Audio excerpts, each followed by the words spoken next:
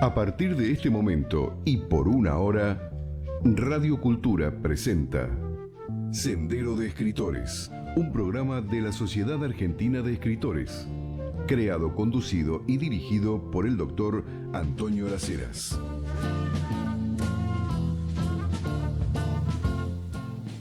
...26 de noviembre, o sea, último martes de noviembre. Hoy vamos a dedicar este programa a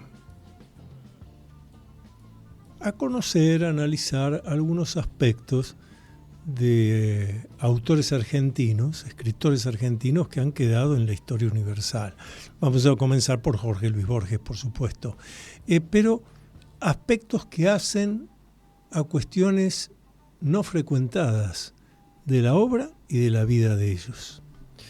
Lo traje escrito porque te desconocen. Si no leo, empiezo a amplificar, termina el programa y no avancé en todo lo que quería desarrollar.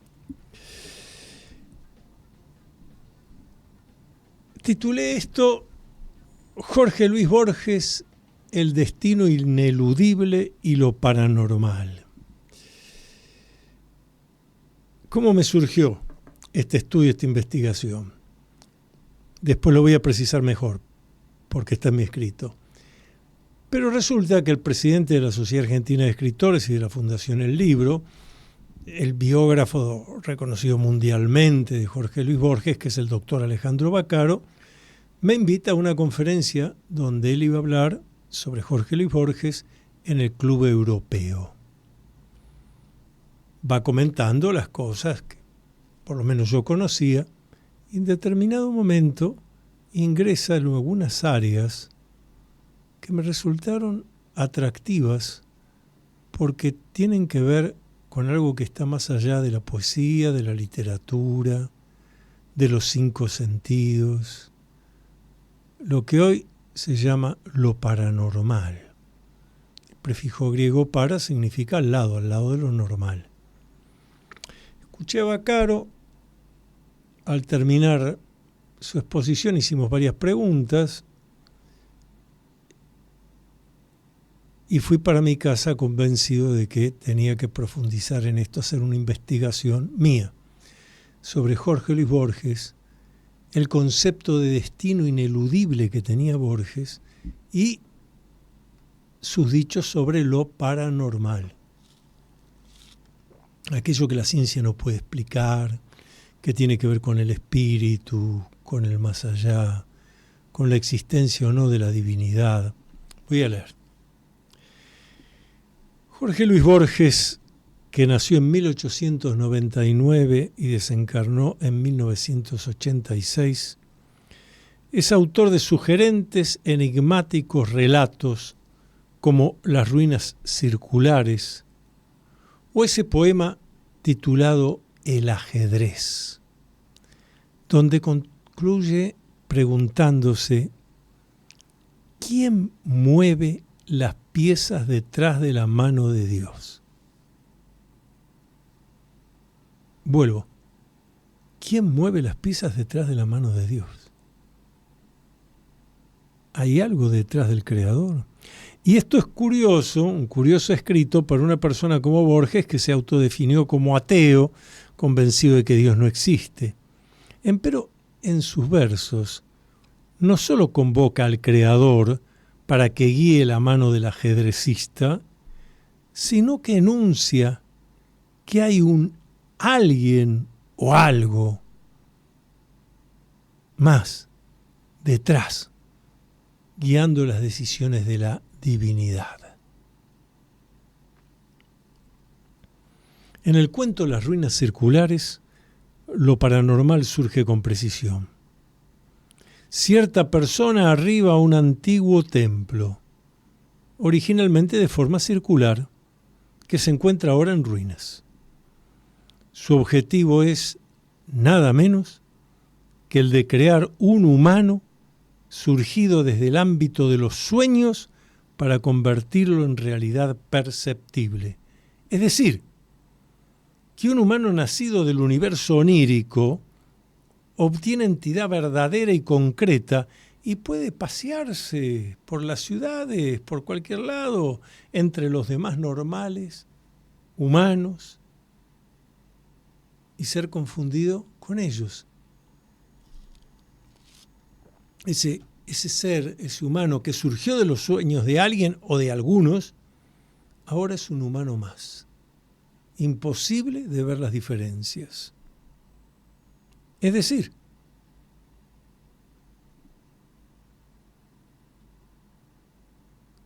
alguien nacido de un sueño puede convertirse en un mortal más. Lo cual, obviamente, por lo menos a mí, me remitió a ese nacimiento misterioso que, como bien explicara Carl Gustav Jung, es el primer paso en el sendero del arquetipo del héroe solar. El héroe solar siempre tiene un nacimiento misterioso. No es hijo de un padre y de una madre humanos. Siempre es hijo de un nacimiento misterioso. Y el segundo paso, siempre cuando está creciendo, en los primeros momentos de vida, hay un peligro de muerte. En este caso sería un peligro de disolución. Que del sueño no pueda pasar a la entidad humana propiamente dicha. Extraordinario lo que plantea Borges aquí en el cuento Las ruinas circulares.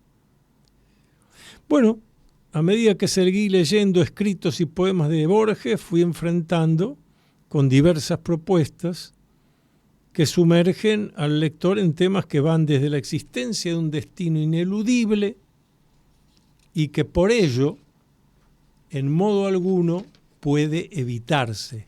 Es un destino ineludible, hasta cuestiones que transitan lo que hoy en día se conoce como lo paranormal. Lo del destino ineludible me resultó sumamente interesante.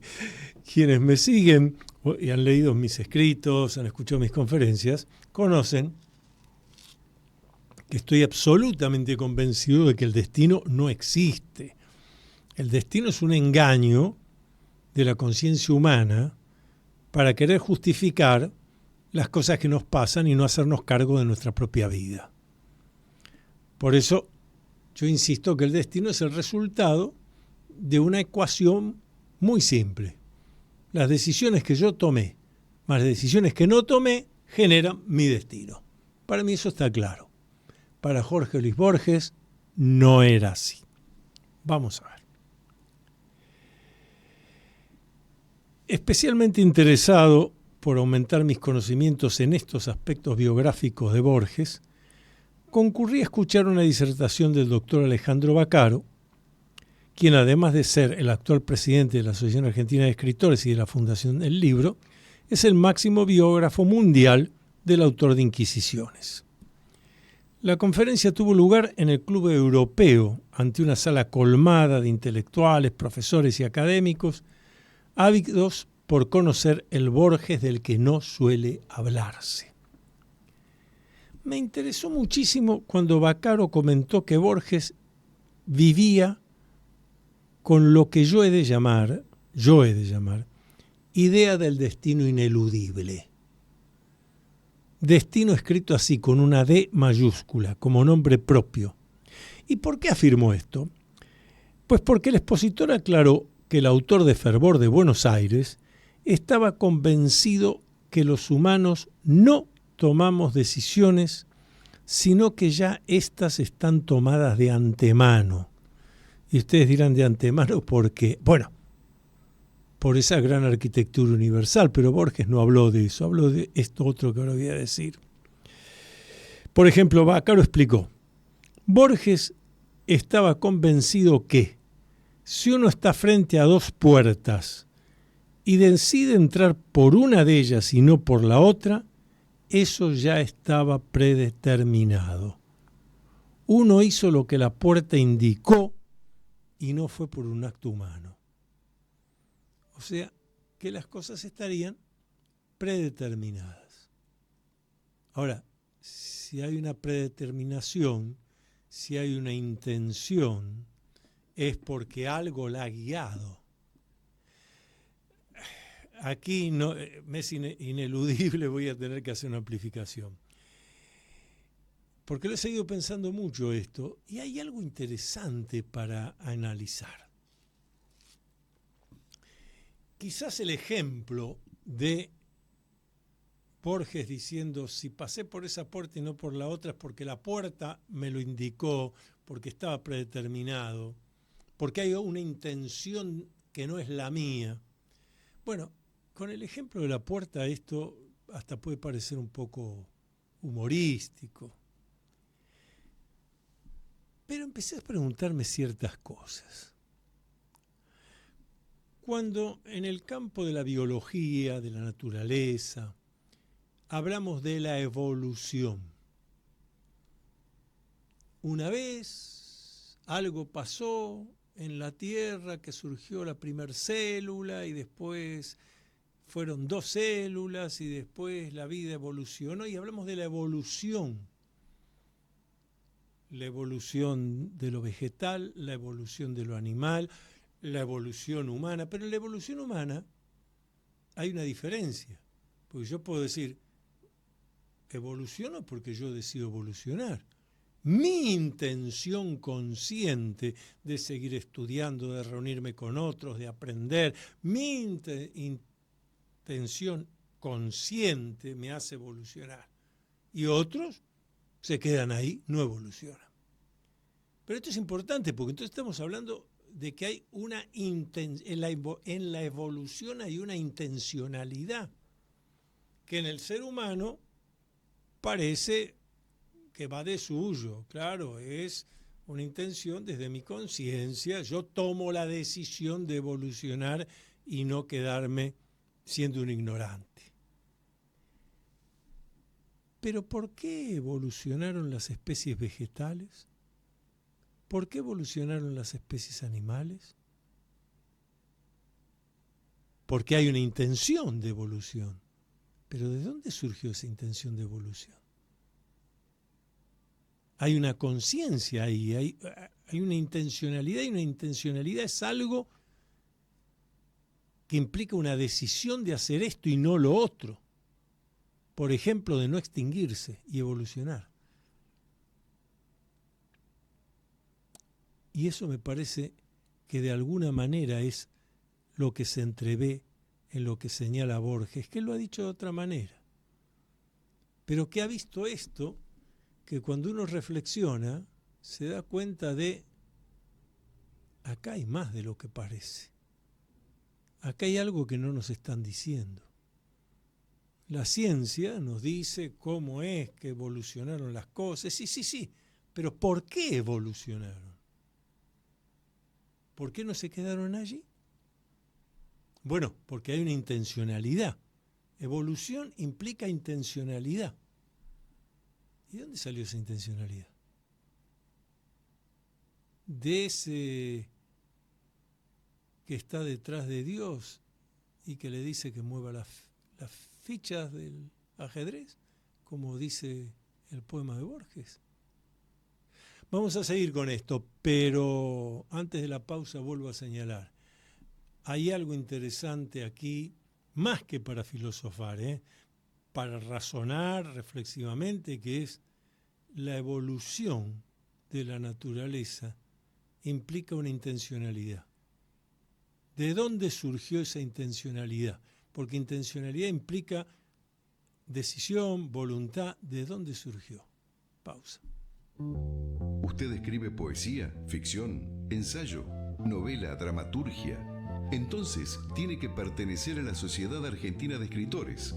Lo esperamos para darle toda la información de lunes a viernes de 14 a 19 horas en nuestra sede de la calle Uruguay 1371, Ciudad de Buenos Aires.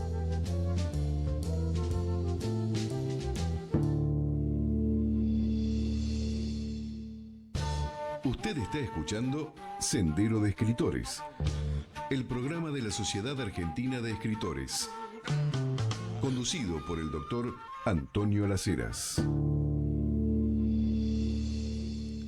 Seguimos con Jorge Luis Borges, El destino ineludible, lo paranormal, en este último martes de noviembre del año 2024. Y les decía que en ese mismo sentido, el periodista y escritor Osvaldo Ferrari señalaba hace tiempo que el autor de El Aleph le había manifestado: cuando yo escribo algo es porque he recibido algo. No se puede dar si no se ha recibido. ¿Acaso se refería a esa entidad que imaginaba presente detrás de Dios mismo? Queda claro que el poeta estaba convencido de la existencia de algo trascendente, más allá de la razón y de los 5 sentidos, que podía ejercer decisiones sobre las personas y sobre el universo todo. Tal vez ayude a entender esto algo que continuó diciéndole Borges a Ferrari: creo en la inspiración, es decir, creo que todo escritor es un amanuense. Un amanuense no se sabe de quién o de qué. Podemos pensar, como pensaban los hebreos, en el espíritu, o en la musa, como pensaban los griegos, o en la gran memoria en la que creía el poeta irlandés William Butler Yeats. Hasta allí lo que señala Borges. Y de ahí, de nuevo, la referencia a algo desconocido, creador, que sería lo que hace que el humano aparezca como creador, pero que solo estaría siendo un copista de aquello que un otro superior, ese otro con O mayúsculas, y trascendente ha dictado. Lo que nos permite afirmar que el ámbito metafísico fue parte inherente e integrante de la existencia borgiana. De allí cierta evidente y reiterada actitud de dejarse estar, que uno ve cuando estudia la biografía de Borges. Su biografía personal, no de la obra, sino su forma de vida. Permitirse llevar por los acontecimientos que se entramaban y sucedían fuera de sus propios intereses y deseos. Para comprender más específicamente sus ideas ante otra pregunta de Osvaldo Ferrari, el poeta expresó: es que quizá seamos eternos. Es que quizá seamos eternos. Todo es posible. Hay algo en nosotros que está más allá de las vicisitudes de nuestras historias. Y siguió buscando, como era usual en Jorge Luis Borges, las palabras para ser más precisa en sus dichos, y dijo: hay algo en mí eterno, que es ajeno a mis circunstancias, a mi nombre y a mis aventuras o desventuras. Creo que esto lo hemos sentido todos, y creo que es un sentimiento verdadero, el de una raíz secreta que uno lleva y que está más allá de los hechos sucesivos del vivir. Inclusive puede llamar la atención que este escritor hasta se interesaba, pocos conocen esto, Borges se interesaba por leer informes referidos a la sensibilidad de las plantas. Algunos de esos informes hechos en laboratorios de parapsicología, cómo unas semillas o unos vegetales pueden ser influidos por acción del factor parapsicológico, cómo pueden ser influidos en otros experimentos por el afecto. Las plantas sienten el afecto, el cariño. Bueno, a Borges esto le interesaba mucho. Así se lo comentó a la escritora Liliana Hecker, y está en el libro de la Hecker, Diálogos sobre la vida y la muerte. Sí, le interesaba mucho a Borges esto. Pero vuelvo a lo de recién. Hay algo en mí eterno. Y luego dice Borges: creo que eso lo hemos sentido todos, y creo que es un sentimiento verdadero, el de una raíz secreta que uno lleva y que está más allá de los hechos sucesivos del vivir. Algo del orden de lo trascendente, algo del orden de lo inmortal. Algo que me vuelve a traer a la memoria el legado de Carl Gustav Jung. Ustedes conocen que la propuesta del médico, psiquiatra, psicoanalista, filósofo, parapsicólogo, antropólogo que fue Carl Gustav Jung, la propuesta clínica de él es que cada humano pueda hacer lo que se llama el proceso de individuación. Individuación es un recorrido personalísimo que uno va haciendo cada día de su vida hasta el último hálito de vida, convirtiéndose cada vez más en una persona única e irrepetible. Porque Jung decía, todos nacemos originales, la gran mayoría muere copias. Hoy más que nunca, con todos los estímulos externos que nos llegan. Entonces, cuando Jorge Luis Borges dice, todos hemos sentido esto de algo del orden de lo eterno, eso también lo señala, pero vuelvo a decir, un científico, el hombre que en los años 40 era el psiquiatra más prestigioso de toda Europa, Carl Gustav Jung, que él dice, la individuación es una tarea que hay que hacer hasta el último hálito de vida, pero que después continúa. Y pocos se han detenido en eso. Cuando Jung dice que por algo, una de sus famosas frases, cuando en una entrevista que le hace periodística, le dicen, bueno, ¿y todo su legado quién lo va a entender? Y Carl Gustav Jung contesta, solo los poetas me entenderán. Seguramente no estaba pensando en Jorge Luis Borges, pero aquí está claro que Borges sí entendía. Acuérdense que ha estado acá otro de los grandes biógrafos de Jorge Luis Borges, que es Roberto Alifano, que además fue su amanuense de los últimos años. Y él nos dijo acá en estos micrófonos, sí, Borges tenía un interés especial por Carl Gustav Jung y además lo veía como un verdadero escritor. Solo los poetas me entenderán, dice Carl Gustav Jung. Y aquí Jorge Luis Borges está diciendo precisamente algo que tiene que ver con lo que señaló Jung. Hay en nosotros una cuestión del orden de la trascendencia, de la inmortalidad, de que se puede desencarnar y la historia continúa.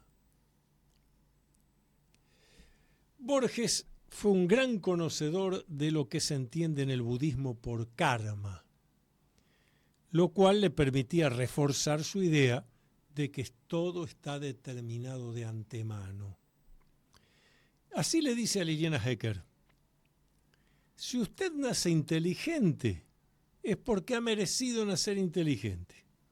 Si nace, por ejemplo, dentro de una casta, de las castas de la India, es porque usted ha merecido esa casta. Si usted ha nacido desdichado, eso presupone siempre una causa anterior. Si cada vida presupone una vida anterior, esa vida anterior presupone otra, y esto sigue hasta el infinito. Dicho esto, corresponde agregar que Borges también dejó en claro que él, tal como lo había aprendido de su padre, estaba seguro que la muerte terminaba tanto con la vida física como con el alma. Todo terminaba al fallecer y nada continuaba. Esto le fue legado, Borges lo explica, de su padre. Pero parece ser, como estamos viendo, que después sus conocimientos, sus estudios, sus reflexiones, lo llevaron a darse cuenta de otra cosa. Lo cual me hace acordar una frase de un filósofo argentino, Mario Rodríguez Cobo, más conocido por Silo, que nos decía, a quien conocí y traté muchísimo, que nos decía, si el sentido de la vida fuera la muerte, ¿qué sentido tendría la vida? Un absurdo sería.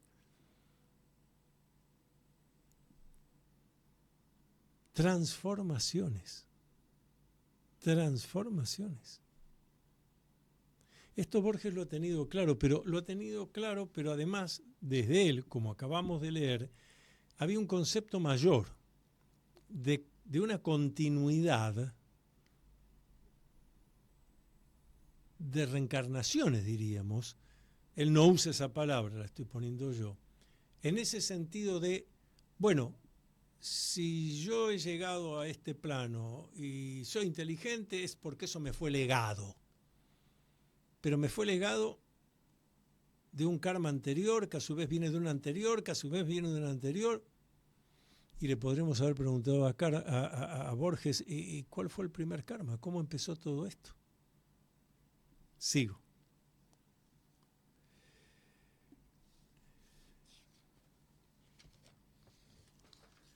Borges se refirió también a eso que yo he denominado brechas en el espacio-tiempo.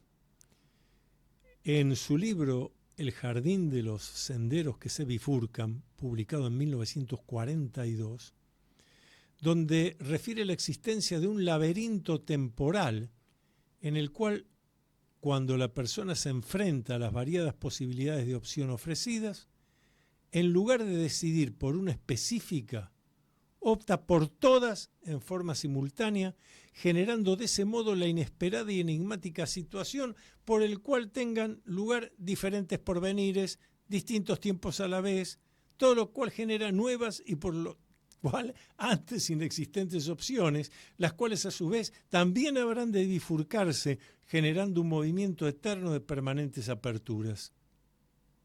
Algo así como aquel movimiento permanente que buscaron hace algunos siglos algunos alquimistas, al parecer sin lograrlo.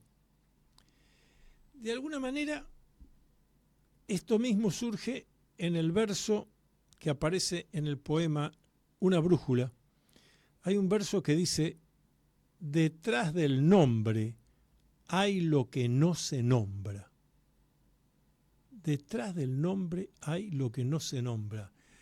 Vaya tema psicológico, filosófico y metafísico. Porque conocemos que es cierto que ponemos nombres para dejar de interrogarnos. Ponemos nombres buscando identificar. Pero en general, al poner el nombre, lo que hacemos es limitar. Nos ayuda a definir. Pero, ¿cuánta verdad en este verso? Detrás del nombre hay lo que no se nombra. Lo más notable de todo esto es el hecho de que, años después de publicado este cuento, El jardín de los senderos que se bifurcan, fueron varios los especialistas en física que advirtieron que lo enunciado en este escrito hace referencia a los hallazgos que ha hecho la física cuántica, tanto en el hecho de las llamadas partículas acausales, que nacen en el futuro para disolverse en lo que para el observador es su presente, como aquellas que, siendo la misma, ocupa diferente lugar según sea el observador. Es decir, la partícula es la misma, pero 7 observadores la miran, está en 7 lugares distintos. Sin embargo, la partícula es la misma. Todo eso está en el cuento de Borges que estamos mencionando.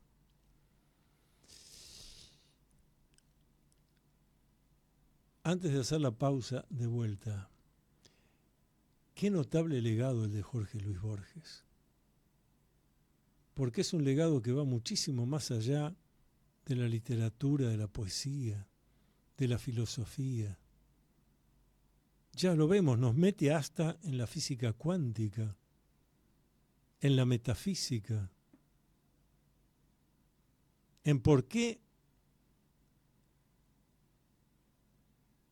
hemos surgido en un momento y en un lugar determinado del universo? Esas preguntas que habitualmente uno no se hace y que seguramente uno no se hace porque son las preguntas importantes. Pausa.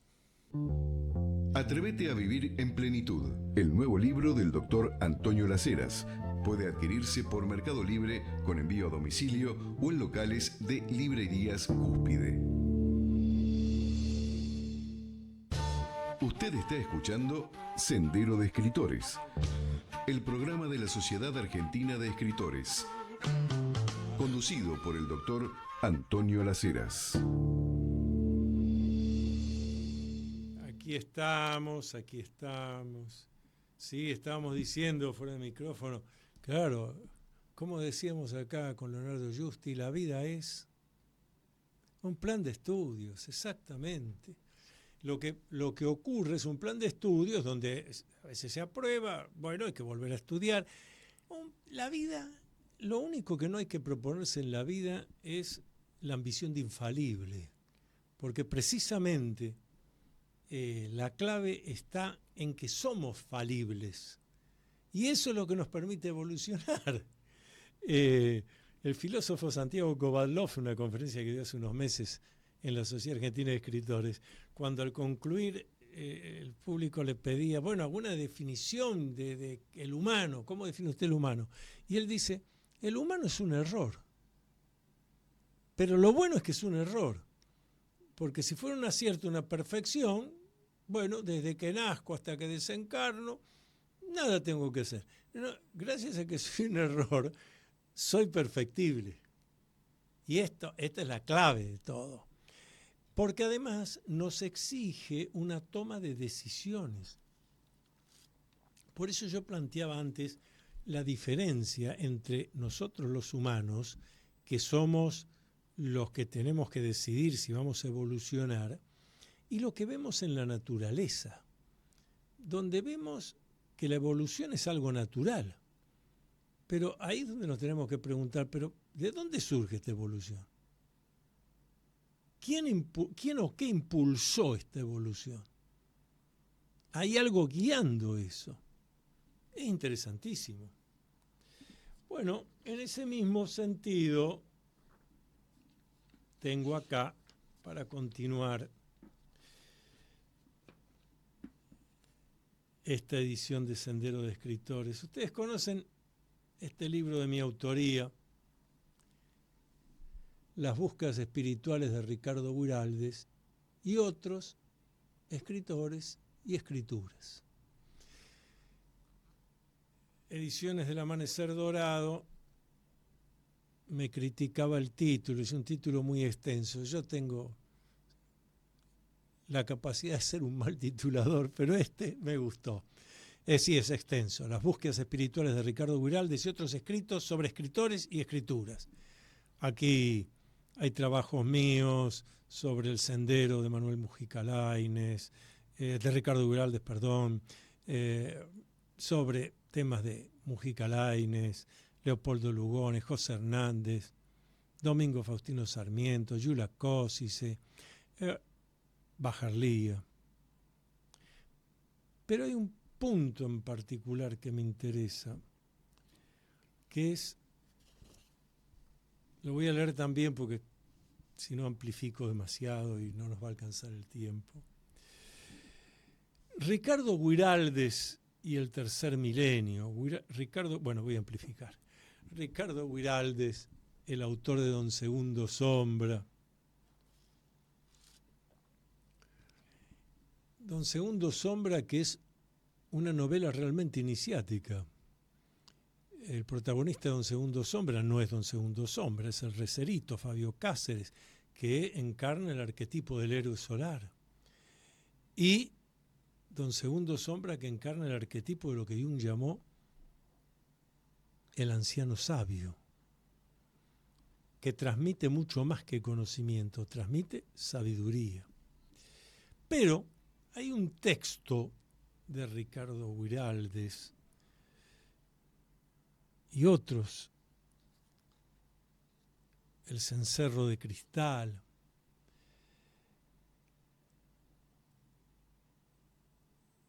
Me interesa mucho Ricardo Guiraldes. Y por ejemplo, escribí este texto, Ricardo Guiraldes y el tercer milenio, y este siglo XXI. Tener alma de proa es la ambición de Ricardo Guiraldes expresada en el cencerro de cristal. Alma de proa implica mucho más que la mirada continua hacia adelante. Visión reprochable, sí, carente de sentido, solo siembra ansiedad. ¿Cuántos miran hacia la popa presos de recuerdos?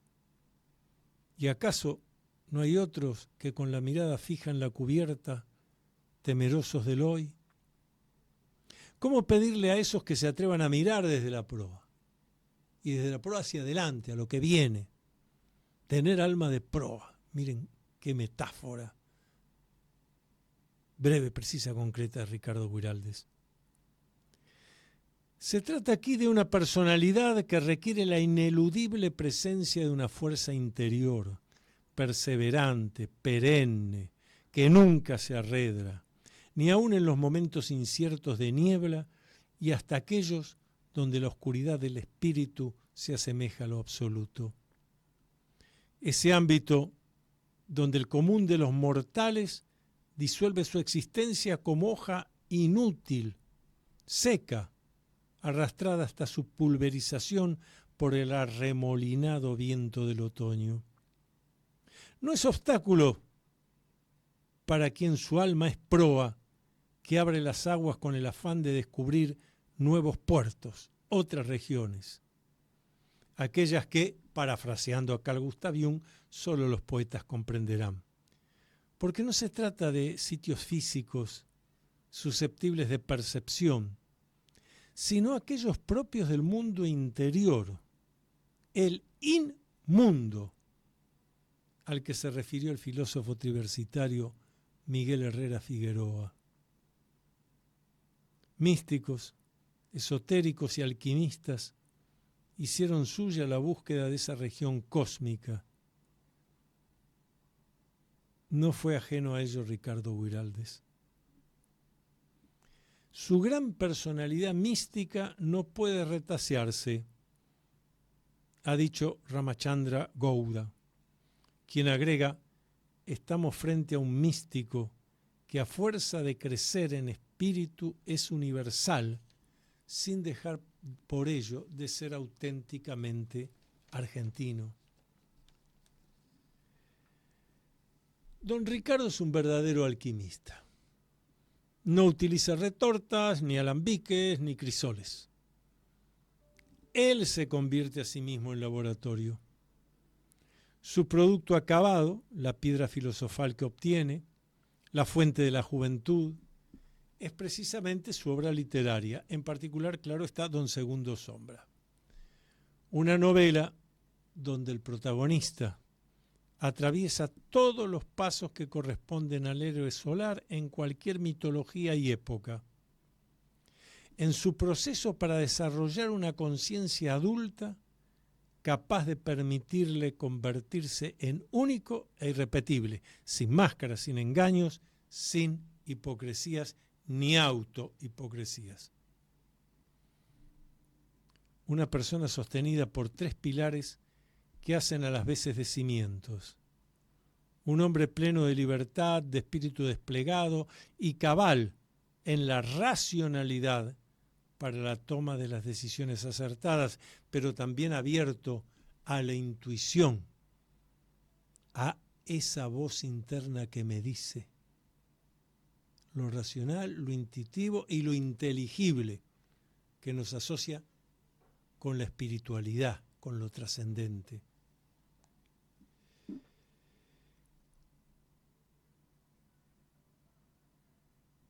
La búsqueda de los alquimistas está expresada en el texto tradicional Magia Trascendental de Eliphas Levi, quien sostiene: la gran obra consiste por encima de todo en que el hombre se cree a sí mismo, se cree, se tiene que crear a sí mismo. Cada uno de nosotros nos tenemos que crear a nosotros mismos. no hemos venido creados. Esta es una tarea que nosotros decidimos si la vamos a hacer o no. Y el crearse a sí mismo es volver único y irrepetible. Se crea a sí mismo, es decir, que domine total y absolutamente sus facultades y su futuro. Es especialmente la completa emancipación de su voluntad lo que le asegurará el control absoluto del agente mágico universal. Este agente, al que los antiguos filósofos disfrazaron con el nombre de materia prima, determina las formas que muestran las sustancias modificables. A través de él podemos llegar muy bien a la transmutación de los metales y a la medicina universal, dice Eliphas Levi. Todo esto Ricardo Guiraldes lo conocía perfectamente. Acuérdense que viajaba esas largas travesías a París, donde tomaba las conferencias que daba Jinara Hadassah, se reunía y estudiaba con maestros orientales que viajaban a París a enseñar justamente. Carl Gustav Jung vuelve en nuestro auxilio para advertirnos que la misteriosa sustancia transformable de la que hablan los alquimistas es al mismo tiempo el espíritu que mora dentro de todos los seres vivientes. Fíjense que Jung dice todos los seres vivientes, animales, vegetales y nosotros.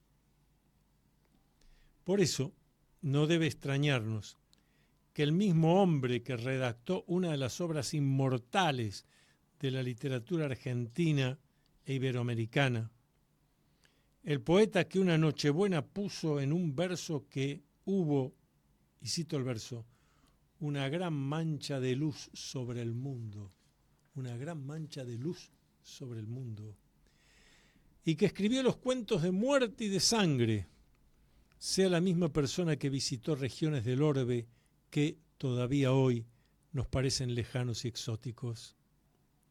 Son de citas reiteradas las estadías de Ricardo Guiraldes en París, dije recién. Pero pocos han observado que ese argentino, a comienzos del siglo XX, cuando la aviación no existía y la navegación era apenas segura, se aventuró, llegando entre otros países a China, Japón, a la India, a Ceilán. Probablemente también pocos leyeron El Sendero, algo que se publicó tiempo después de que él hubiera desencarnado.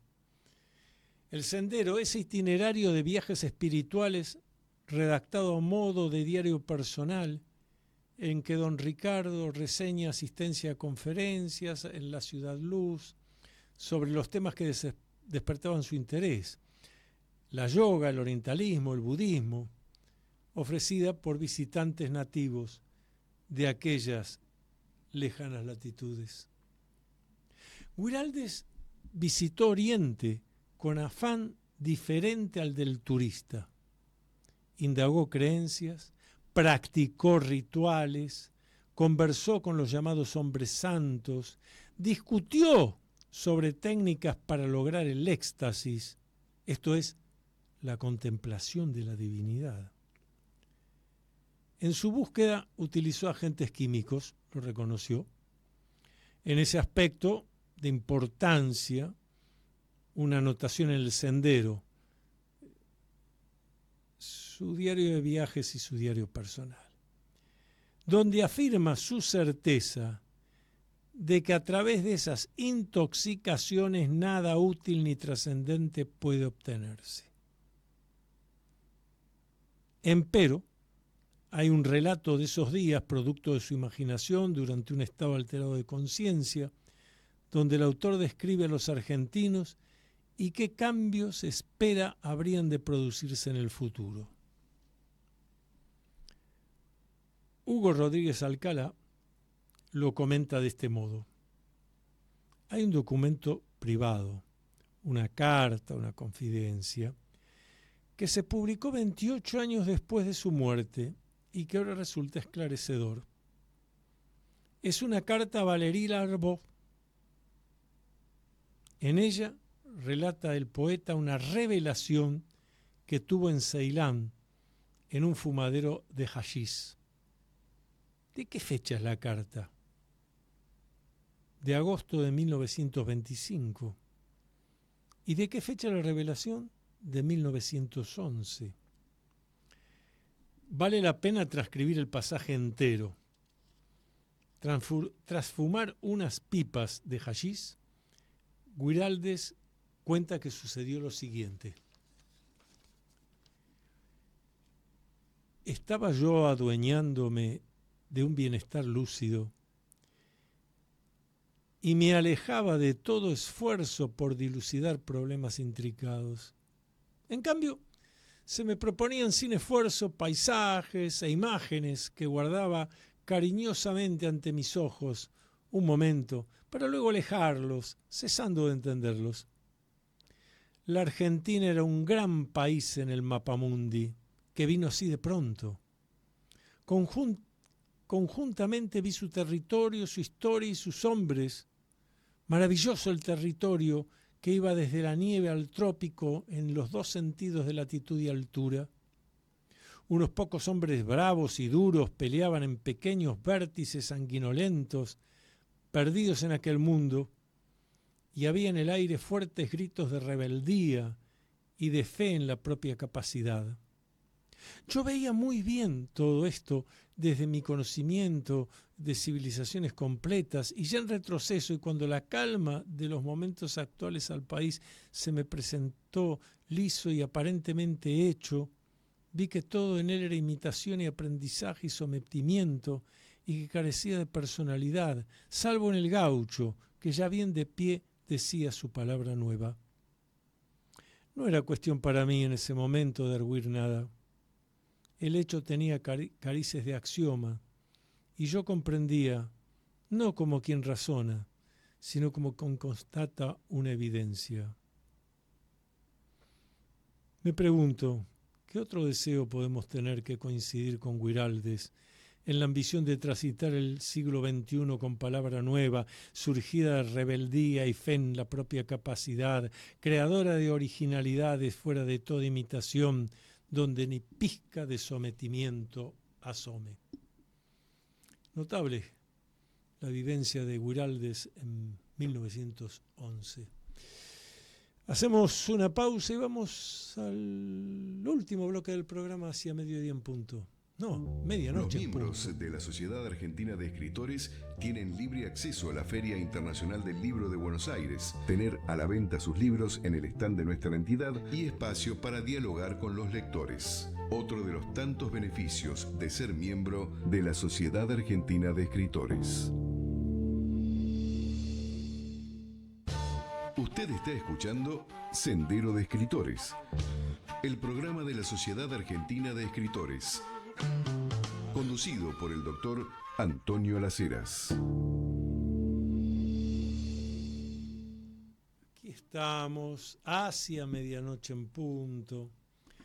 Les comentaba que lo que acabo de leerles y otros trabajos de mis investigaciones biográficas sobre Ricardo Guiraldes está en este libro de mi autoría, Las búsquedas espirituales de Ricardo Guiraldes, y otros escritos sobre escritores y escrituras.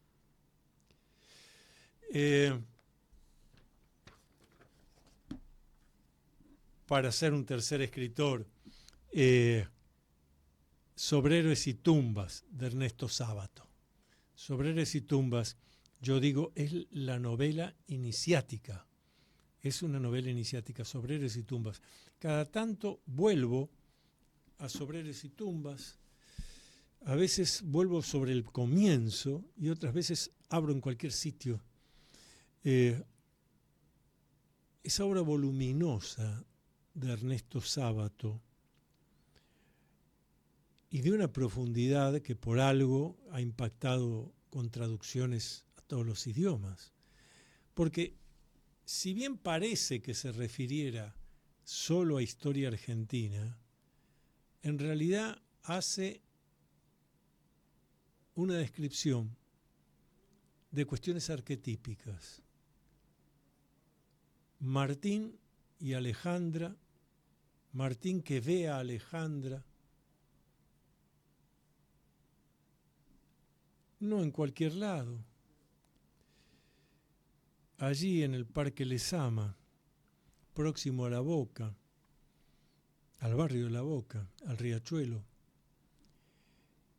Esa Alejandra misteriosa que nunca terminaremos de determinar si efectivamente se autoinmoló en un mirador de San Telmo, de Barracas,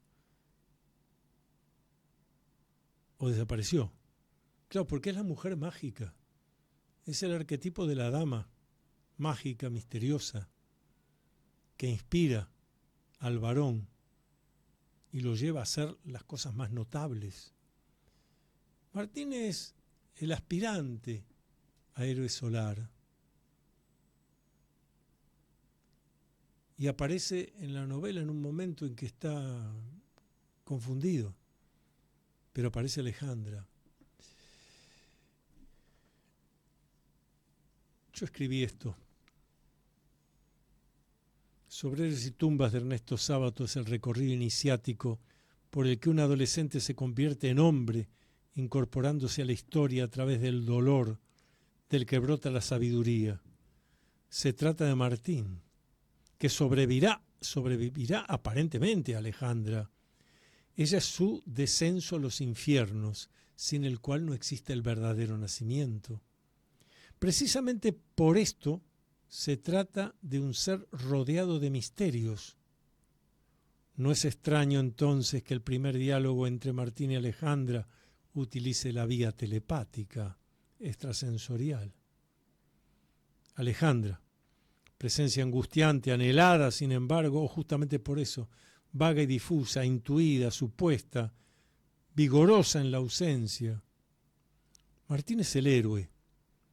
Deberá salir victorioso frente a las pruebas con que pretende templarlo el destino. Un destino concebido de tal manera superior que no indica el requerimiento de un sendero futuro cierto, sino un conjunto de posibilidades sobre las cuales el iniciado tiene que elegir. El nacimiento de Martín, como el de todos los héroes, es milagroso. Por tratarse de lo no querido, tiene la maldición no expresada, como Edipo, es prisionero de lo que ignora. Para convertirse en héroe, al igual que Hércules, tendrá que concluir satisfactoriamente sus trabajos. Martín es, en fin, la posibilidad del imperio espiritual frente a la materia, el valor sobre la conciencia, porque hay que ir más allá de lo que la conciencia indica, de vuelta a la espiritualidad, lo inteligible, la intuición, aquello donde el pensamiento racional reflexivo no me permite ser creativo. Y como les dije, la acción comienza en el Parque Lezama, misterioso como pocos en Buenos Aires, enigmático, próximo a La Boca, donde siguen las acciones, tristeza y melancolía, guía del porteño, sitio que recuerda y que uno lo recuerda, aún aquellos que no lo han pisado. La novela iniciática, Sobreros y tumbas. Sí, fíjense ustedes cuánto nos da la literatura argentina y los autores argentinos. Hoy solo hemos hablado de Jorge Luis Borges, Ernesto Sábato, Ricardo Guiraldes, pero ¿cuántos hay que nos permiten abrirnos no solo a la literatura, el ensayo, la poesía, sino a lo trascendente que hay en la condición humana y en la vida en sí misma, en preguntarnos, ¿cómo he surgido yo en un lugar del universo en un momento determinado? ¿Hay misiones que debo cumplir o todo es al azar, aleatorio? Por supuesto que quien les habla está convencido que cada uno de nosotros forma parte de un orden universal, de un cosmos, no de un caos. Pero para eso tengo que hacer mi trabajo interior. La literatura, la poesía ayudan mucho, toda la creatividad, las artes plásticas. Y así se llega a medianoche, ¿sí? De manera tal que seguimos semana que viene aquí por Radio Cultura, martes 23 horas. Luminoso abrazo, muy buena última semana de noviembre, nos vemos ya la semana que viene en diciembre. Muy buena semana, luminoso abrazo a todos y cada uno. Hasta aquí usted escuchó Sendero de Escritores, programa de la Sociedad Argentina de Escritores. Creado, conducido y dirigido por el doctor Antonio Las Heras.